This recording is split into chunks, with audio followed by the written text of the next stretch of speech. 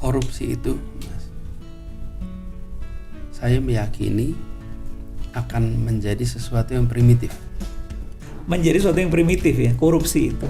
Gimana tuh Pak Anis ini jabarannya? Jadi saya bayangkan seperti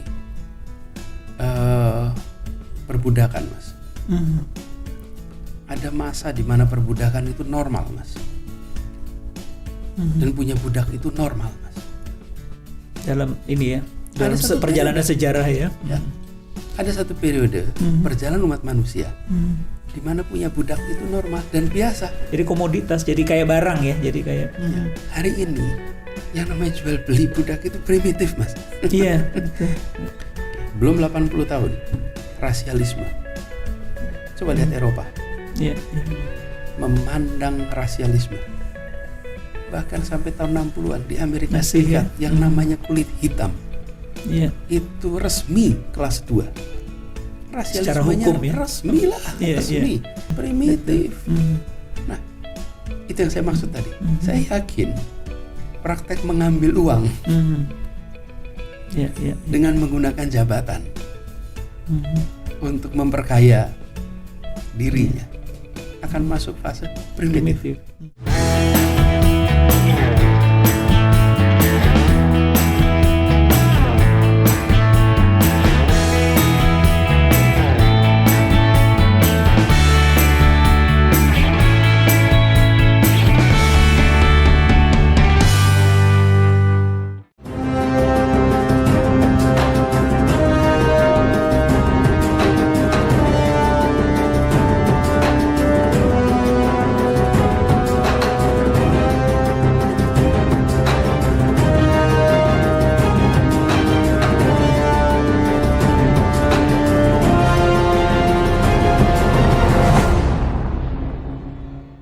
Assalamualaikum warahmatullahi wabarakatuh. Apa kabar sahabat semua? Mudah-mudahan selalu sehat dan lancar semua aktivitasnya. Dan sekali lagi saya juga mau mengucapkan terus semangat menjalankan ibadah di bulan suci Ramadan. Kali ini kita kedatangan tamu yang luar biasa, Pak Anies Baswedan. Assalamualaikum Pak Anies. Waalaikumsalam. Apa kabar? Alhamdulillah baik, Protomo. Gimana kabarnya? Terima kasih saya diundang ke sini. Wah, makasih ini kedatangan Pak Anies nih. Ini awal-awal ya. Kayak ngimpi saya. Udah lama gak ketemu Pak Anies ya. Iya. Terakhir waktu pernikahan Mutiara ya. Terima kasih sempetin hadir. Makasih sudah diundang. Prof Topo ini, Mas Topo ini teman lama. Kita kerja di kemitraan ya beberapa tahun yang lalu. Partnership for Governance Reform ya, kemitraan untuk tata kelola pemerintahan. Iya. Itu tahun 2000-an ya. 6, 2007, 2008 sekitar itu. Saya masih S2 itu. Saya sedang ngejar S3 Pak Anies. Dan gini, iya. Saya ngejar S3, kemudian saya ujian dan di ujian itu ternyata banyak perbaikan. Nah, terus dalam keadaan kayak gitu tuh saya di kantor kan, kita ngobrol-ngobrol. Saya ingat tuh, rupanya kata itu yang pertama kali saya dengar. Sekarang sudah banyak yang bicara. Mas Topo, disertasi yang bagus tuh disertasi yang selesai. Itu dari Pak Anies tuh. Sekarang sih udah banyak orang bicara. Ya itu saya ingat tuh. Jadi setelah itu saya keluar dari kemitraan. Waktu itu Mas Topo di kemitraan pegangnya apa? Saya untuk ini Security and Justice. Security and Justice sama Pak Laude Syarif. Iya, Laude Syarif. Kalau saya waktu itu kan tentang otonomi daerah. Otonomi daerah ya, tapi sentralisasi. Iya, tapi waktu itu Pak Anies juga megang macam-macam yang besar-besar, harus bikin proposal besar meyakinkan para dubes-dubes gitu. Enggak, kebetulan itu pekerjaan tambahan itu. Itu kadang-kadang di kantor itu antara pekerjaan yang ada di dalam struktur organisasi sama yang nyatanya ada di meja kita biasanya lebih banyak yang ada di meja kita. Betul. 6 hari yang lalu kalau tidak salah saya baca atau lihat di internet itu Pak Anies menemani Pak Tong Lembong ya, 6 hari yang lalu kalau nggak salah ya. Sekitar ya, itu ya. Iya. Sebenarnya hari apa ya, waktu itu Rabu kalau tidak salah. Di PN Jakarta Pusat ya. Iya Jakarta. Nah itu menarik bagi saya. Karena kadang-kadang ya ada orang tuh kalau udah sahabatnya kena masalah justru terus tiba-tiba hilang semua gitu ya. Tapi Pak Anies menemani dan kemudian saya baca di pemberitaan itu saya datang sebagai sahabat gitu kan, nggak salah Pak Anies bilang. Dan yang menarik lagi nih kaitannya dengan hukum adalah Pak Anies bilang di situ kalau hukum ini berjalan dengan proses yang benar maka maka akan kita dapatkan kebenaran, kurang lebih gitu. Iya. Gimana sih Pak Anies? Lebih lengkapnya. Siapa yang lebih tahu ini? Saya cuma baca itu kan singkat saja, tapi saya pengen tahu gimana sebenarnya perspektif Pak Anies Baswedan soal hukum dan dia. Waduh, ini sebetulnya sangat menantang. Kenapa? Karena yang mengundang adalah mantan dekan Fakultas Hukum UI, okay? Dan pakar hukum tata negara, hukum pidana. Iya. Jadi kebayang tidak iya. Namanya menggarami air laut. Jadi saya ngomong apapun di sini. Nah, tapi kalau yang tamu-tamu saya kan orang hukum semua, justru kita mau dapat perspektif yang berbeda nih Pak. Ya, jadi gini, saya kenal Tom sudah lama dan lebih dari 20 tahun. Dan kita berinteraksi intensif. Saya mengetahui nilai-nilainya, saya mengetahui keseharian cara bekerjanya. Dan beliau itu sangat konservatif. Dia seseorang konservatif, artinya selalu hati-hati. Yeah. Dia selalu hati-hati, dia bergerak di bidang investasi. Di awal-awal tahun 2000-an. Kalau dilihat, dia tidak menjadi yang terbesar, tetapi dia menjadi yang disebut salah satu yang paling kredibel. Kenapa? Karena dia memilih untuk menyampaikan proposal dengan hati-hati, konservatif tadi. Dia memang ada pepatah kan, bukan patah, ada kalimat mengatakan ya high risk high gain, low risk low gain. Nah, dia memang sangat hati-hati. Jadi orang yang sangat hati-hati di situ. Lalu ketika berada di pemerintahan pun betul-betul teknokratik. Teknokratik itu artinya apa sih? Teknokratik itu artinya mengambil keputusan dengan menggunakan data, dengan menggunakan ilmu dan metode ilmiah. Sehingga penyusunan kebijakan itu berdasarkan kepada tadi data-data, berdasarkan pada ilmu, berdasarkan metode. Berbeda dengan pendekatan politik.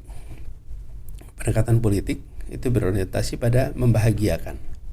Bagaimana membahagiakan lebih cepat pada misalnya masyarakat banyak, kemudian kepentingan-kepentingan, kelompok kepentingan, itu pengambilan keputusannya jadi beda caranya. Nah, Tom sangat teknokratik, sehingga kita tahu persis bahwa apapun yang dia kerjakan itu pasti dengan mengandalkan metode tadi. Sederhananya, apakah tidak mungkin salah? Bisa saja salah. Tidak ada yang bebas dari kesalahan. Oke. Nah, pertanyaan kemudian, apakah kesalahan bisa terjadi? Bisa. Karena itulah kenapa kalau di dalam urusan kebijakan bisa digugat. Dan kebijakan memang bisa digugat, kebijakan apapun. Dan sudah sediakan jalurnya. Betul. Ke PT UN. Jadi bila memang ada persoalan dalam artian kebijakan, maka ya digugat saja kebijakannya. Lalu biarkan pejabatnya nanti menjelaskan. Nah, jadi saya memandang apa yang menjadi latar belakang yang dikerjakan Tom itu sesuatu yang menurut saya bisa dipertahankan. Nah, sekarang itu dibawa ke proses pengadilan. Tadi saya istilahkan bisa dipertahankan. Jadi mudah-mudahan nanti di sini itu akan bisa dipertahankan juga. Walaupun menurut hemat kami sebenarnya kalau memang problem di kebijakan ya digugat aja lewat PT UN. jangan pidanakan kebijakan gitu ya, jangan kriminalisasi kebijakan ya. Iya. Yang kemudian bisa menjadi kriminalisasi itu. Iya. Karena begini, ketika di negeri ini ada rasa keadilan, ada kepastian hukum, dia akan mengirimkan sinyal kepada semua yang berkegiatan bahwa ini adalah negara yang modern, negara yang diatur dengan tata kelola yang benar. Bagi kita yang sudah berada di Indonesia dan memang warga Indonesia, lahir di Indonesia, besar di Indonesia, ya kita terima ini sebagai sebuah bagian dari kenyataan hidup kita. Iya.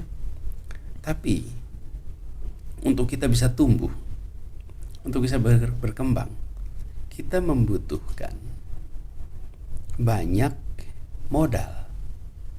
Kita tadi ngobrol tentang warung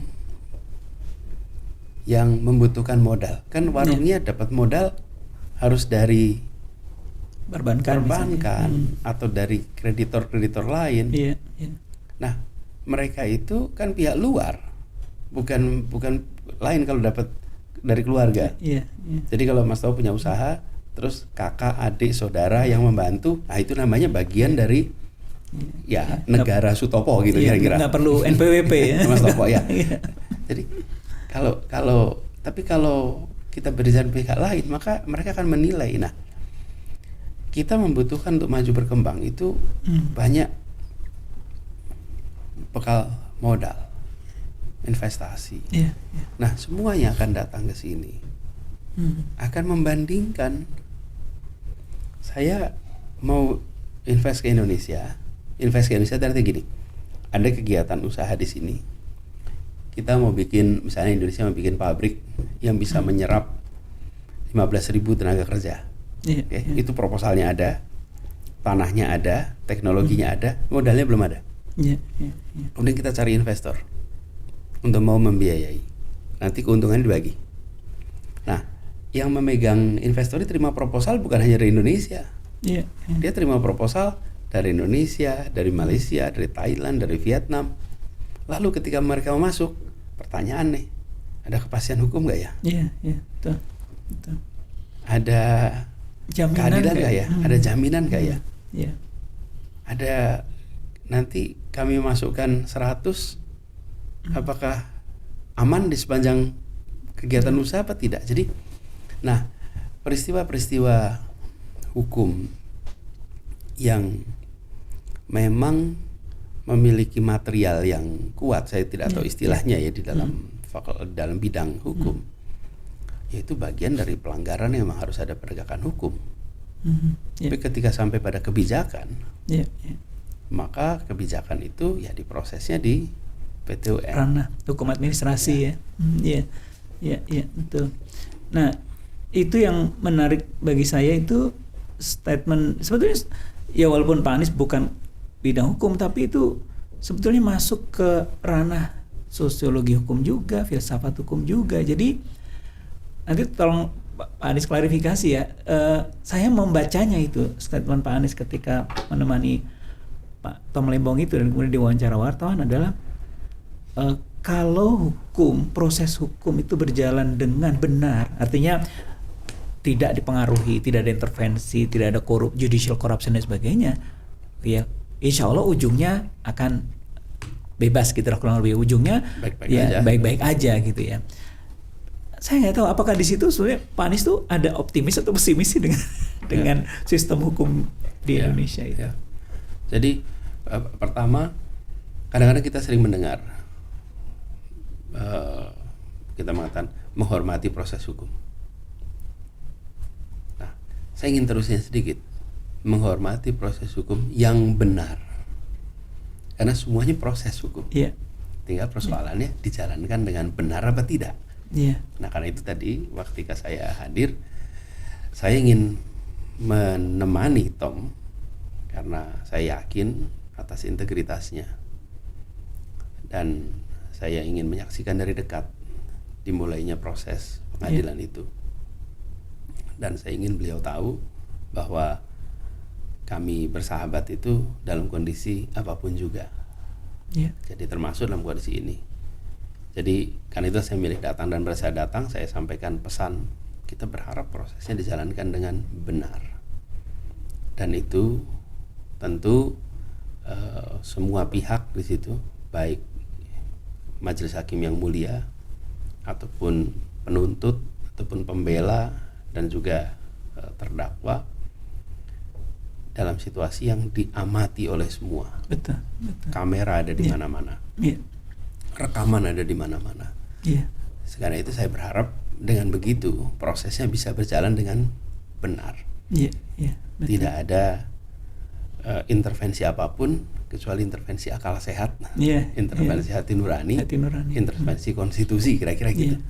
Tapi yang lain itu nggak ada. Nah, saya optimis, Pak Topo, saya optimis. Kenapa saya optimis? Karena saya melihat di era transparansi seperti sekarang ini, kewarasan publik itu selalu akan muncul menjaga peristiwa-peristiwa penting di Republik ini. Dan ada kalanya kewarasan itu kalah. Tapi bukan berarti itu akhir dari proses ini semua. Itu bagian dari perjuangan. Mana perjuangan ada berhasil, ada gagal. Tapi bahwa kewarasan publik itu kuat sekali sekarang ini. Di era yang sangat terbuka. Karena itulah kenapa saya optimis dengan masa depan Indonesia. Dan saya optimis dengan reformasi di dalam bidang hukum. Walaupun saya bukan di bidang itu. Betul. Karena saya melihat kita ini sedang berproses, Mas Topo, menuju masyarakat yang makin modern. Itu inevitable, gak bisa dihindari, Mas. Bahwa kita akan masuk kepada fase digitalisasi. Pelan-pelan semua transaksi akan digital. Kita sudah tidak bisa lagi menyembunyikan pada waktunya nanti. Sulit sekali.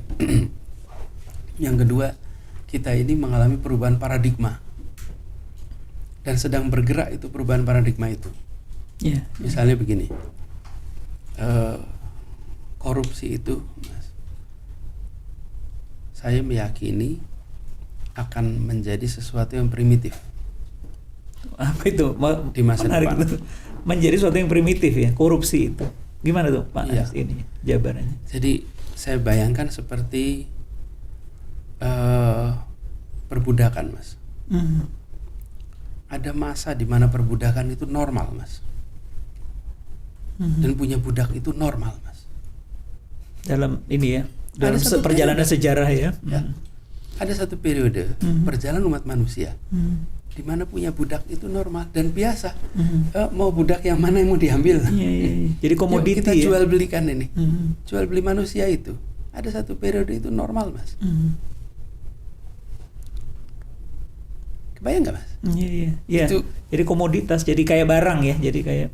Hari ini yang namanya jual beli budak itu primitif, Mas. Betul. Coba ada yang sekarang ya, keluarga-keluarga aristokrat yang rumahnya besar, lalu halaman belakangnya itu tempat untuk budak dan ada rantai-rantai budak. Saya tanya anak cucunya, bangga tidak dengan kakek nenek moyangnya yang dulu punya budak? Gak ada yang bangga, gak ada. Malu. Sambil bilang, ya di masa itu dulu benar. Oke, belum 80 tahun rasialisme. Coba lihat Eropa. Memandang rasialisme. Bahkan sampai tahun 60-an di Amerika Serikat yang namanya kulit hitam. Itu resmi kelas 2. Rasialismenya hukum, resmi lah, resmi. Masuk restoran white only. Nanti masuk dibagi 2, mana yang putih, mana yang hitam. Mas, itu hari ini ada restoran berani begitu? Primitif, Mas. Primitif. Nah, itu yang saya maksud tadi. Saya yakin praktek mengambil uang dengan menggunakan jabatan untuk memperkaya dirinya, akan masuk fase primitif. Cuman kita belum sampai ke situ sekarang. Oh gitu ya, masih tapi panjang ya. Ya maksud saya kita ini berjalan menuju ke sana. Kewarasan publiknya itu tidak bisa menerima lagi, Mas. Tapi perlu proses. Sebagaimana juga tadi kita bicara tentang rasialisme, apartheid, lihat Afrika Selatan. Apartheid itu belum 35-40 tahun baru sekarang. Sampai dengan akhir tahun 80-an masih apartheid itu. Betul. Jadi maksud saya sebagai perjalanan bangsa dan perjalanan kemanusiaan, kita ini mengalami proses pertumbuhan. Ada praktek-praktek yang pada masanya dianggap normal, yang sebetulnya salah. Tapi dalam masa berikutnya, karena perkembangan pemahaman, karena ilmu, karena komunikasi, ini berubah. Nah, itu yang saya yakini dengan persoalan praktek korupsi di Indonesia. Saya yakin kekuatan yang menolak makin hari makin banyak. Besar. Sebagai praktek sederhana lah, kalau mau menyelesaikan urusan sekarang, ada yang mau ngurus izin, minta fee, minta bantuan, minta uang, sering kan direkam, betul, diumumkan, viral. Ya, artinya perlawanan itu mulai, walaupun kita masih belum selesai nih prosesnya. Jadi poin saya adalah saya optimis karena kita seluruh umat manusia ini bergerak menuju sebuah fase di mana korupsi itu akan dipandang sebagai primitif. Nah, itu perlu waktu. Indonesia kapan? Kita belum tahu kapan. Betul. Tapi sama seperti begini, Mas Topo. Kalau Mas Topo wawancara di tahun 30-an dengan para pejuang-pejuang kemerdekaan, lalu tanya, Bung, emang bisa Indonesia merdeka? Emang bisa Indonesia merdeka? Terus mereka bilang, bisa. Kapan? Belum tahu kapan. Terus dan mereka menghadapi sinisme. Dia kurang kerjaan, nggak mungkin Indonesia merdeka. Belanda sekuat itu. Kita 95% buta huruf. Terus mereka ini optimis betul gitu bahwa kita ini bisa. Iya emang bisa. Tapi kita belum ketahui kapannya. Jadi itu korupsi juga akan begitu ya, suatu ketika. Jadi poin saya adalah kita sekarang itu berada di sana. Nah, perjuangan ini membutuhkan pribadi-pribadi berintegritas. Kan itu saya berharap sekali makin banyak pribadi berintegritas yang ada di dalam pemerintahan. Apalagi yang berada di sektor judicial. Sehingga kalau pemerintahan itu, negara itu 3 ya, kira-kiranya eksekutif, legislatif, dan yudikatif, maka fungsi judiciary ini mudah-mudahan makin hari makin banyak yang berintegritas. Dengan begitu, maka kita akan bisa memiliki sistem yang lebih baik. Nah ini ya Mas, sederhananya harus dibereskan. Jangan hanya membereskan korupsi yang berdasarkan keserakahan, tapi harus bereskan korupsi berdasarkan kebutuhan. Karena pintu masuknya seringkali adalah kebutuhan. Saya di mana-mana sering mengatakan gaji itu harus bisa memenuhi kebutuhan hidup layak di mana-mana. Lalu keserakahan dihentikan. Nah, jadi kembali kepada ini, saya optimis. Dan saya merasa saya sering ketemu dengan orang-orang berintegritas di wilayah ini yang membuat saya merasa yakin kita masih punya stok pejuang nih untuk membereskan. Champion ya. Iya, jadi ini kan kebetulan podcast ini yang nonton mayoritas orang hukum nih, banyakan ya Pak Anies ya, termasuk hakim-hakim juga, jaksa-jaksa, advokat. Jadi saya kemarin juga baru ketemu isi acara di Badilum ya, ditonton oleh seluruh pengadilan tinggi dan PN se-Indonesia, dan betul tadi Pak Anies bilang banyak orang-orang yang masih lurus, masih berintegritas gitu ya. Kita berharaplah dari situ ya. Jadi kalau kembali ke diskusi awal tadi tuh Pak Anies, kalau statement Pak Anies bahwa jika semua berjalan dengan proses yang benar, insya Allah ya kita akan mendapat yang benar. Itu saya sangat mendukung itu. Jadi itu sebetulnya juga pesan lah kepada kalangan hukum gitu ya. Tapi ya di sisi lain memang tetap ada praktek-praktek yang menyimpang gitu ya, yang berdasarkan mungkin intervensi, mungkin uang dan sebagainya gitu ya. Ya. Tapi tadi Pak Anies tetap melihatnya. Iya, ini kita tidak berada dalam dunia yang sempurna. Dan tidak ada juga kita mengharapkan manusia serba sempurna gitu. Pasti akan ada selalu penyimpangan-penyimpangan. Karena itulah kenapa kita punya tatanan, punya aturan main kan, untuk bisa mengendalikan kalau ada penyimpangan-penyimpangan. Tapi bahwa kita punya stok orang baik yang banyak, saya yakin. Nah, yang penting adalah bagaimana orang baik yang jumlahnya banyak ini itu memiliki kewenangan, sehingga kebaikannya bisa berwujud dalam bentuk kebijakan. Ketika orang baik tidak punya kewenangan, maka kebaikannya hanya dia bisa kerjakan di level personal dia. Tapi ketika dia dapat kewenangan, jadi seorang pribadi baik ketika ditugaskan menjadi hakim ketua dan hakim anggota dalam perkara, nah maka kewenangan itu yang dia bisa jadikan sebagai jalur untuk pikiran baiknya, pikiran benarnya mewujud dalam bentuk keputusan. Tapi kalau dia tidak diberikan, ya nggak berwujud itu. Karena itu penting sekali. Kalau punya kewenangan orang yang tidak berintegritas, yang bahaya sih. Itu dia. Nah, itulah sebabnya mengapa soal integritas ini menurut hemat kami memang penting sekali. Kita tidak mungkin ketemu manusia sempurna, dan jangan berharap ketemu manusia sempurna. Tapi kita berharap ketemu manusia yang terus-menerus mau menyempurnakan diri, terus-menerus mau memperbaiki diri, terus-menerus mau belajar, dan ada keserius untuk menjaga integritas itu. Ini yang saya sering temukan di lapangan, Mas.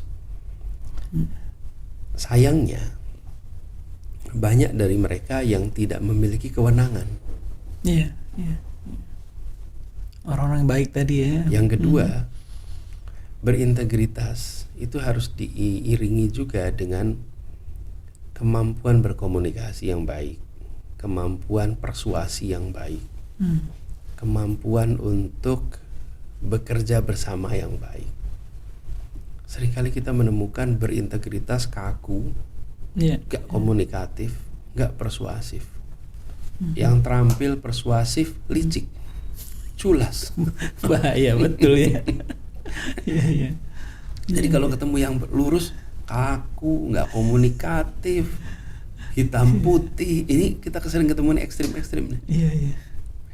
Yang luas, yang bisa bergaul, justru yang culas. Nah, bagaimana menurut saya justru yang berintegritas ini mulainya itu menyadari bahwa kita berada dalam sebuah ekosistem di mana kita harus meyakinkan orang, di mana kita harus berinteraksi dengan orang, dan di situ kita harus mengambil berbagai macam keputusan-keputusan. Nah, inilah yang kita bisa harapkan supaya pribadi-pribadi berintegritasnya bisa mempengaruhi lingkungannya. Betul. Itu tapi kita membutuhkan juga yang ekstrim untuk menjadi penjuru gitu. Menjadi penjuru. Karena kalau orang yang menjadi penjuru begini itu akan membuat yang lain kayak rujukan. Saya berilustrasi, Mas. Satu ketika saya mendapat tugas menjadi ketua komite etik KPK. Oh, yang ini ya, berapa tahun yang lalu ya? Kira-kira itu 13 tahun. 13 tahun lalu, tahun 2011 2012 itu. Saya jadi ketua KPK. Nah, jadi saya itu berkantor di dalam KPK kira-kira 2 minggu, 3 minggu, sampai sebulan lah saya lupa pada periode itu. kan memanggil orang, memanggil saksi, semuanya pemeriksaan satu-satu. Nah, dalam proses itu, jadi saya banyak berinteraksi dengan penyidik-penyidik di KPK, bukan berinteraksi dalam artian ngobrol kasus. Nah, itu salah satu hal yang saya sangat hormat sekali. Saya ketika kita masuk kantornya dari pintu belakang, karena memang pintu masuk pegawai. Itu sering satu lift dengan petugas-petugas di sana. Ketika naik, terus saya tanya, apa kabar? Baik. Sedang sibuk apa? Ya, sedang sibuk yang rutin, Pak. Tidak pernah satupun dari mereka itu menyebut ngurusin kasus apa. Saya hormat sekali. Terus yang kedua, saat ngobrol, mereka tuh bilang, Pak, itu anggota Bapak itu, wah, kita salut sekali, Pak. Siapa gitu? Pak Abdullah Hamahua. Kenapa? Jadi beliau diberikan contoh nih, seorang yang berintegritas. Pernah dia punya mobil dinas, ada salah seorang pegawai yang numpang ikut mobilnya, mau pulang. Jadi ikut satu mobil dengan beliau. Ini cerita orang di situ. Ketika numpang karena rumahnya hampir berdekatan, jalan sampai satu tempat, mobilnya sama Pak Abdullah diminta berhenti. Udah Dik, silahkan turun di sini. Loh, nggak diantar ke rumah gitu. Kan dekat tetanggaan gitu. Mereka nggak akan turun di sini. Karena mobil saya ini adalah mobil dinas untuk mengantar saya pulang, bukan untuk mengantar Anda pulang. Luar biasa. Jadi mobilnya lalu beliau turun, dan dia turun dan mikir luar biasa ya gitu. Kapan kita ketemu yang begini? Dan ada cerita-cerita banyak sekali tuh, cerita terkait itu. Betul-betul.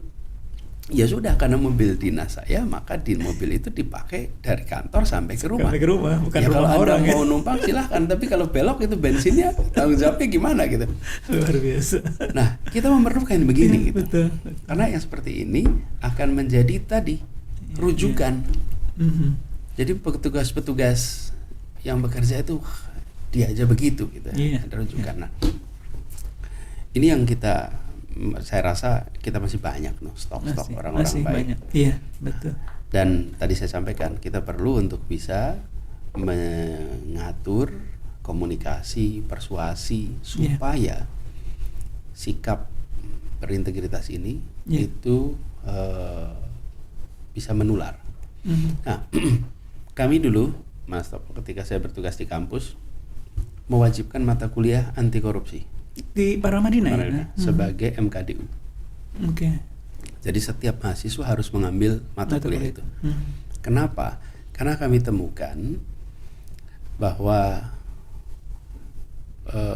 banyak sekali kebiasaan yang tidak benar itu sebenarnya praktek korupsi.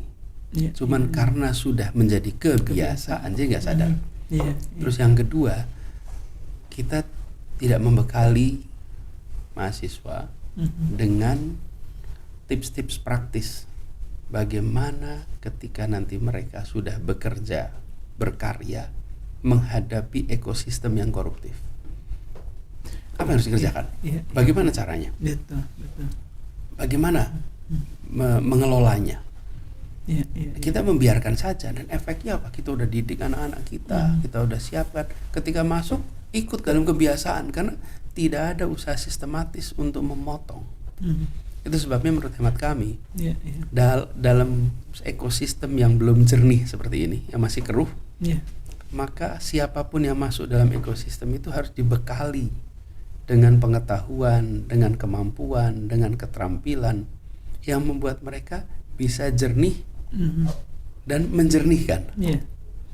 Nah, itu kenapa kita mewajibkan mata kuliah anti korupsi, dan memang satu-satunya di Indonesia, bahkan satu-satunya di dunia universitas yang mengajarkan mata kuliah sebagai wajib ya. Kalau sebagai pilihan banyak. Tapi kalau sebagai pilihan menurut hemat kami nggak cukup. Tapi sebagai mata kuliah waktu itu bekerja sama dengan KPK, sehingga anak-anak mahasiswa itu dapat contoh real praktek di lapangan seperti apa. Tapi tadi itu menarik tuh Pak Anies ya. Jadi yang diajarkan dia bukan hanya norma ya, ini tidak boleh atau yang namanya kebaikan, yang namanya kejujuran itu ini, koruptif itu ini, tapi juga tadi yang penting saya kira bagaimana menghadapi ketika situasi kita dikepung oleh perilaku yang koruptif tadi. Saya kira itu masih jarang itu diajarkan. Iya, dan itu kan belajarnya dengan diskusi, dengan case study, dengan tukar pikiran. Karena tidak ada satu rumus yang bisa dipakai untuk semua. Betul. Tapi prinsip-prinsipnya itu ada. Nah, itu yang menurut hemat kami penting. Walaupun dasar-dasarnya itu bukan pendidikan tinggi loh. Dasar-dasarnya itu pendidikan menengah. Enggak. Prasekolah malah ya. Iya. Kalau SMA udah terlambat ya Pak Anies ya. Iya. Saya pernah ketemu dengan pertanyaan-pertanyaan gini. Gimana itu Pak? Udah sekolah, udah kuliah tinggi-tinggi, gelarnya banyak. Kemudian melakukan korupsi dan terbukti gitu. Jadi benar-benar korupsi ya, bukan di framing korupsi. Lalu jawaban saya barangkali malah perlu tanya dulu, praktekanya di mana? TK-nya di mana? Karena itu cara yang berpikir gitu tuh Pak Anies. Orang mikirnya ya waktu perguruan tinggi di mana kuliahnya gitu. Ya, di perguruan tinggi itu belajarnya adalah belajar tentang metodologi ilmiah, belajar berpikir logis, belajar menulis, belajar riset. Itu di level pendidikan tinggi. Tapi bicara tentang ini HP ini punya siapa? Punya Anies. Berarti tidak boleh diambil orang lain. Itu pendidikan Kalau di kosan nih, kulkasnya 1, barangnya milik siapa yang dalam kulkas itu? Ya kita kadang-kadang kalau kita dari prakteka diajarkan bahwa ini milik saya, ini bukan milik saya, maka saya tidak boleh mengambil punya milik saya. Dan kalau saya menemukan barangnya bukan milik saya, maka saya berikan kepada yang bersangkutan. Itu diajarinya tuh di usia dini.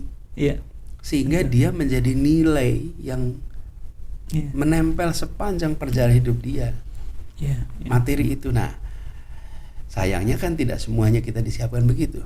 Betul. Bahkan yang lebih parah adalah ketika masih kecil diajari untuk ngambil punya temannya. Tanpa kita sadar. Terus diajari untuk manipulatif, diajari untuk yang penting Anda dapat gitu. Gimana caranya terserah. Itu kok diajarkan di usia dini? Ya seumur hidup itu begitu. Terus, itulah sebabnya kenapa. Nah, kami memutuskan untuk menyelenggarakan lagi di pendidikan tinggi untuk refreshing tuh. Karena nilai-nilai itu sesungguhnya diajarkannya ketika masih usia dini. Ketika di universitas diingatkan kembali. Dan diingatkan bahwa integritas itu lebih dari sekedar jujur. Jadi kalau jujur itu misalnya ketua gerombolan perampok menceritakan proses perampokan dengan jujur, itu jujur dia.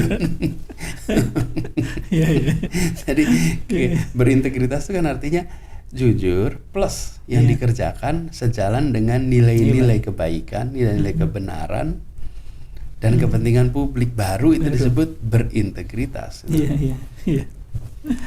Oke. Pak Anies, saya kira itu tadi poinnya sangat penting sekali karena kita sering terlambat ketika mengajarkan nilai-nilai anti korupsi sudah di perguruan tinggi, padahal jauh sebelumnya di TK mungkin ya, atau bahkan sebelumnya ya. Pendidikan di rumah orang tua. Pendidikan orang tua, ya keluarga, itu yang paling langsung. Ini aja ilustrasi aja Mas. Kalau satu keluarga naik mobil melanggar rambu-rambu lalu lintas, diberhentikan oleh petugas. Lalu begitu diberhentikan, si ayah yang pegang mobil nengok ke ibunya, "Bu, buka dompet." Oke. Ini petugasnya belum minta. Tapi si ayah sudah bilang, "Bu, buka dompetnya." Itu satu mobil lagi diajari sama bapaknya. Untuk nyuap ya. Untuk nyuap. Pun semobil diajarin. Dan terus ketika nanti anak itu tumbuh berkembang, dia mengalami hal yang sama. Bapak saya juga dulu gitu, buka dompet itu. Terus itu. Betul. Si petugas yang belum tentu minta. Ketika dia memberikan STNK, di dalam STNK-nya sudah ada uangnya. Nah, ini yang maksud saya kenapa penting sekali bagi orang tua, pendidik usia dini sadar bahwa nilai-nilai itu ditumbuhkan di usia belia. Ya, betul. Ya. Nah, bagi yang sudah menjadi dosen, ingatkan mahasiswanya atas nilai-nilai yang ditumbuhkan di usia belia itu. Jadi ketika universitas itu ya hanya mengingatkan, refreshing sebetulnya, karena itu harusnya nilai-nilai sudah sejak dini begitu ya. Iya. Ya mudah-mudahan ini para pendidik dengerin podcast ini, yang guru-guru Prateka itu ini ya. Luar biasa Pak Anies ini. Tadi dari ngomongin soal Pak Anies nemenin sahabatnya ya Pak Tom Lembong ya, yang saya sendiri sebagai orang hukum melihatnya begini, kadang-kadang ini harus diluruskan juga. Orang dijadikan tersangka itu belum tentu dia bersalah, sebab proses masih panjang, harus dibuktikan unsur-unsurnya, harus dibuktikan kesalahannya, baru kemudian ada upaya hukum dan seterusnya. Prosesnya masih panjang. Jadi ketika Pak Anies menemani itu, masyarakat harus tahu bahwa itu salah satu bagaimana tanggung jawab sebagai warga negara mengikuti proses hukum ya Pak Anies ya, proses hukum. Tapi tadi yang saya kira poin penting Pak Anies adalah kita menghormati proses hukum yang benar, yang adil. Saya kira itu ya. Makasih banyak nih Pak Anies. Banyak nih pelajarinya, walaupun Pak Anies bukan orang hukum, tapi sebetulnya saya lagi belajar. Ini teman-teman yang dengerin podcast ini sebenarnya sedang belajar juga bagaimana. Sama. Kita, menurut saya itu, saya nambahin ya Mas Topo di akhir ini. Menurut saya salah satu karakter yang harus ada di kita semua adalah kemauan untuk terus belajar. Karakter learners. Learners itu artinya apa? To learn dan to unlearn. Nah, yang sering dilupakan tuh unlearn. Kita sering ingat learn-nya, to learn. Padahal tidak kalah penting adalah unlearn. Jadi saya terima kasih provokasi pertanyaan dari Mas Topo memaksa harus berpikir dan belajar. Ya, makasih sekali lagi Pak Anies, mudah-mudahan selalu sehat, lancar semua aktivitasnya. Amin. Ya, keluarga, dan menjalankan ibadah di bulan Ramadan ini dengan lancar semuanya. Terima kasih. Ya, sahabat semua, kita sudah mengikuti obrolan yang sangat menarik, sangat dalam dengan Pak Anies, banyak contoh-contoh dan sebagainya. Saya tidak ingin menyimpulkan karena semua sangat bermakna ya untuk kita. Sampai jumpa pada episode yang akan datang. Assalamualaikum warahmatullahi wabarakatuh.